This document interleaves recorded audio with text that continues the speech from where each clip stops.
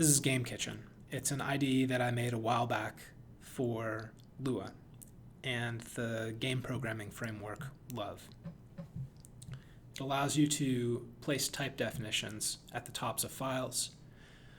The type definitions here are theme, GUI button, T and S, and the type definitions, or the types that are defined, can appear in Javadoc style comments in the code. The type definitions are inserted into a global namespace, so types defined in one file are accessible everywhere.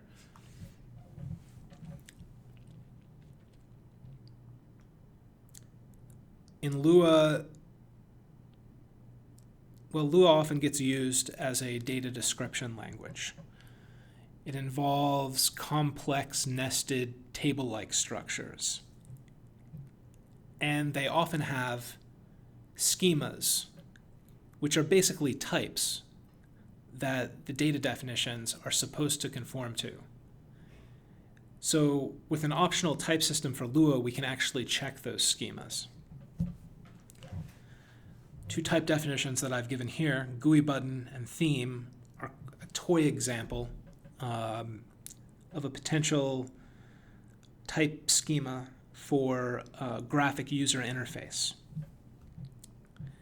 As an example, I'm going to create an instance of GUI button. So first we start out with a type description. GUI button.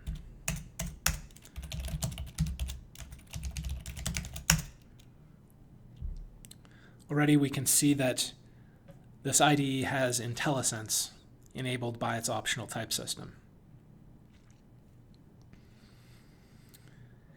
Here it's provided us with a IntelliSense box showing us the fields of the GUI button type definition.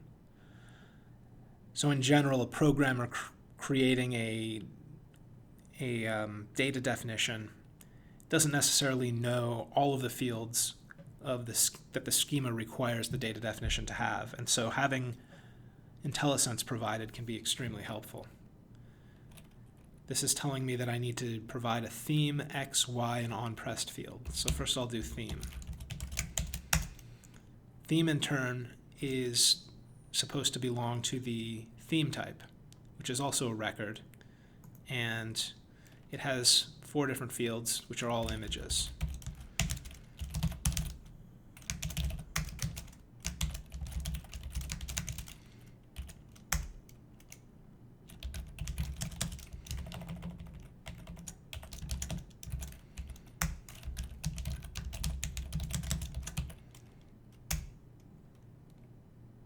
I'm going to insert an intentional type error in here as a demonstration. Instead of giving an image, I'll give it a number.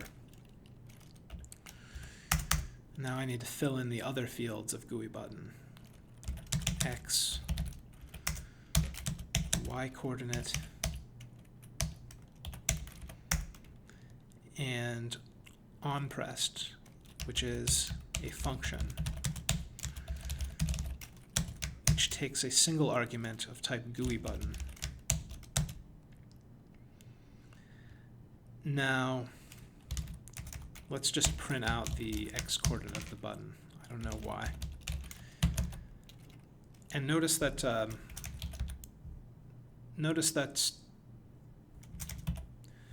auto-completion has been provided for button. It knows that button has type GUI button, and we didn't provide an explicit type annotation on the button parameter for this definition.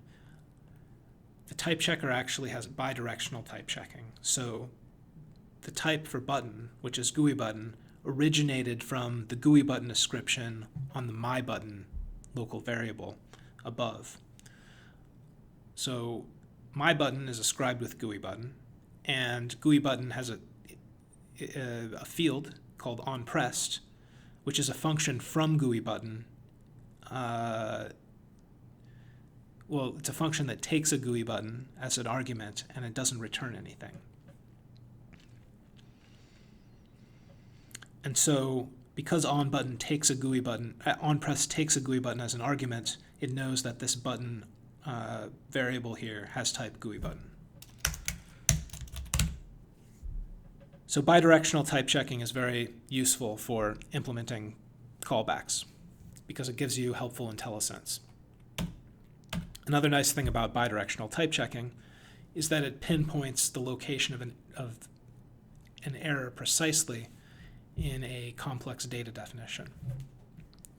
Right here, for example, so the type of my button doesn't conform to the GUI button type, but rather than putting a big red squiggly over the entire my button definition, we've pinpointed it to the exact place where the two types diverge, which is the definition of pressed. If we hover over this red squiggly, it'll tell us what's wrong.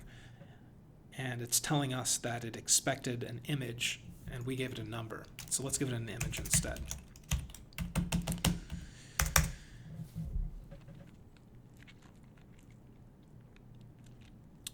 So you may have noticed that the GUI button type definition refers to itself. So this type system has recursive types. And there are two varieties of recursive types in programming language theory. There are isorecursive types and equirecursive types. Isorecursive types seem to be more popular, but they're often used in languages without structural subtyping. Isorecursive types aren't really compatible with structural subtyping. So the alternative is equirecursive types. Equirecursive types can be thought of as infinite types. So if we look at the definitions of T and S here, they are recursive types. They refer to themselves. T, for example, is defined as a record with two fields, A, which is a number, and B, which is a nillable T. So B should be initialized to either nil or some value of type T. But what's T? T is the type that we're defining. So what we have to do is expand the definition of T into that occurrence of T. So what T really is a record, or T is a record type with two fields, A, a number, and B, a nillable record, which has two fields, one of which is A, a number, and the other one, which is B, a nillable record. And we just keep expanding T in that manner to get an infinitely nested record type. And if we think about recursive types as having this infinitely deep semantics, and we compare the type definition for T and the type definition for S here, we can see that they're the same thing. They're exactly the same. And so I should be able to use values of type S where values of type T are expected. So our subtyping relation should consider S as a subtype of T. And in particular, if I define a function which takes a formal argument of type T,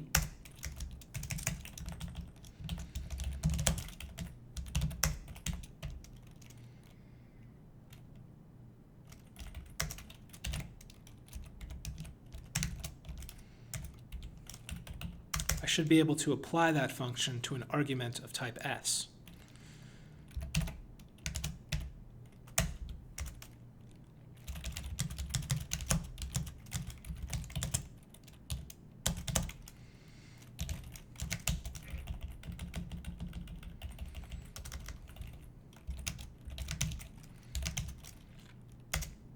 And I should not see a red squiggly under S because this is a legal function call.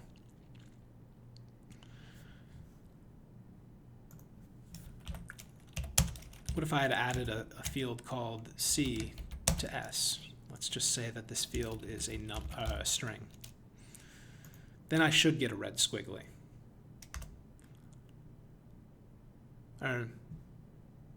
No, I should not get a red squiggly, but I get a red squiggly here. Not in the function call, but I get a red squiggly at the definition of S because I didn't define a field called S, which is a string. But I don't get a red squiggly. I'm allowed to apply foo to S, and the reason for that is because this subtyping relation has what is called width subtyping. So if a record with a certain set of fields is expected as an argument to a function, it's permissible for us to apply that function to a record that has not only that set of fields, but also some additional superfluous fields. It doesn't hurt to have additional stuff.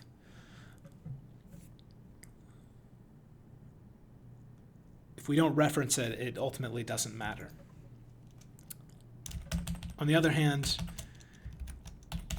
if instead I had added C to the definition for type T,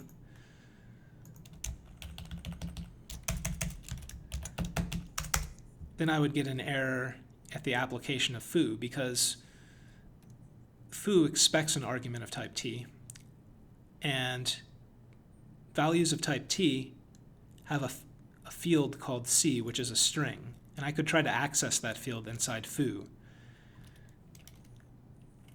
For example, I might try to print it.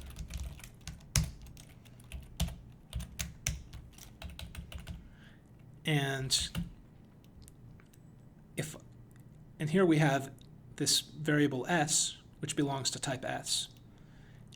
And S doesn't require its values to have a C field. And so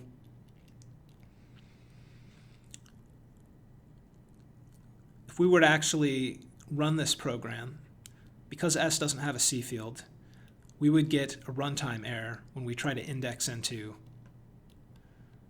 well, not when we index into C, but when we pass it into print, because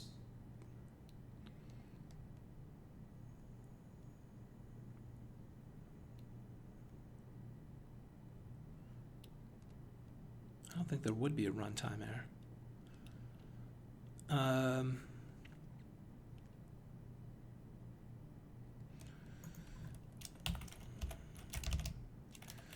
Here, I can add a runtime error by trying to call some sort of some string method, like the length. Nil does not have a length method, so if I were to run this program, I would get a runtime error. But I'm not allowed to run it because instead I got a type error. And so width subtyping works as expected. If a record has more fields than necessary, that's fine. But if it has fewer fields than necessary, that's a problem, which is why we're getting a red squiggly right here. And so in addition to allowing type definitions and comments, we can also define types by creating new classes.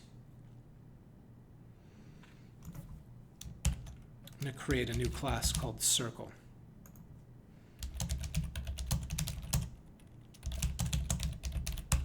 It's kind of a dumb comment, but it's just to demonstrate that it's possible to provide a comment that's associated with the class.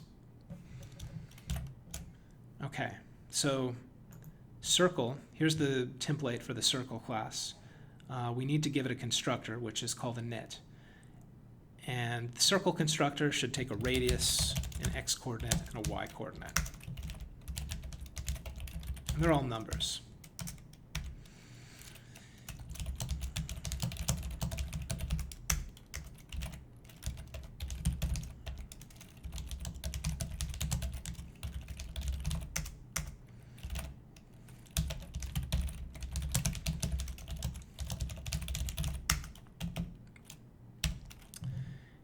And to give instances of this class fields, we just we add new fields to the self table inside the constructor.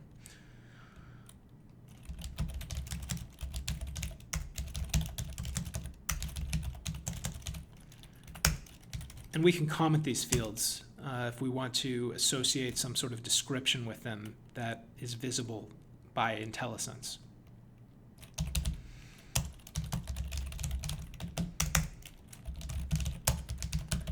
I'm going to give circle a method that allows us to draw it. I'm just going to call into the Love API's circle drawing function. Now, I don't have the Love API memorized, but one of the nice things about having an IDE with optional typing support is that it can provide me with descriptions of each of the API functions when I need them. I've actually been trying to brush up on my C++ lately, and the C++ standard template library is weak on this point because its implementation isn't commented, so it doesn't have IntelliSense support. Of course, there's documentation online, but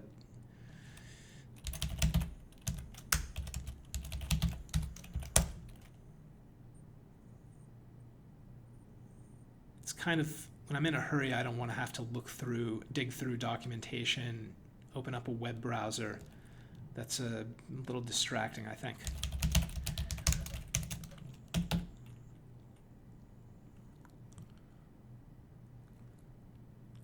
Okay, so this should draw our circle. So what we have to do is require the circle module into whatever file that we want to instantiate circle from. And we instantiate a circle by calling circle.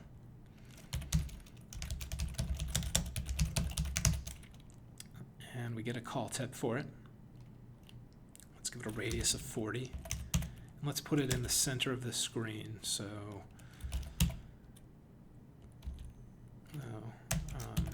get width. Oh.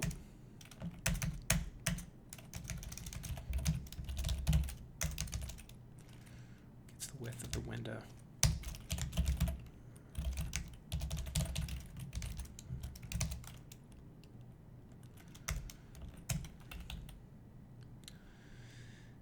Then inside the draw callback, we're just going to draw our circle.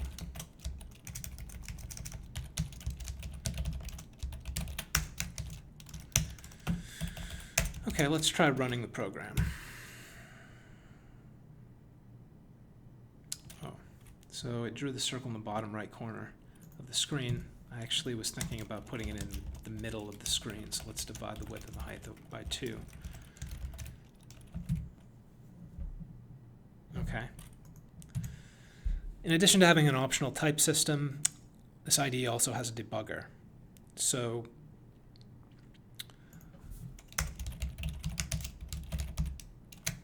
if the program causes a runtime error, or if it encounters a runtime error, the debugger will trap. So I just put a assert false inside the draw function. And so right away, if I run the program, the debugger traps inside the draw function. And it will, there are no locals here, but in general, it'll populate this locals browser. There should be up values. There should be my circle as an up value. And so my circle is a table, and we can browse through its contents just by clicking on the plus. So that's pretty cool. And we can also browse globals, although this is a bit buggy because if there are too many globals, then this list of globals gets truncated. I suppose locals and up values also have that problem, but they usually don't have enough contents to get truncated.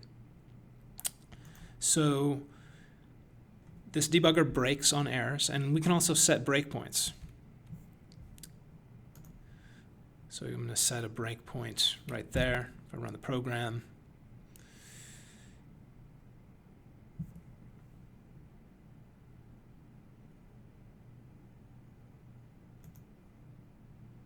that's strange.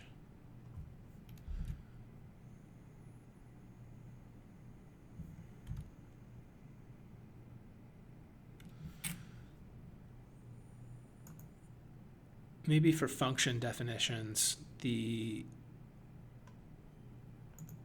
breakpoint needs to be set at the end. That's where the definition gets processed. This is just kind of a minor point that probably doesn't need discussing in this video. Yeah, okay. Okay, so we've got a debugger and an optional type system, and there are many other features in Game Kitchen. It's a project that I started working on many years ago.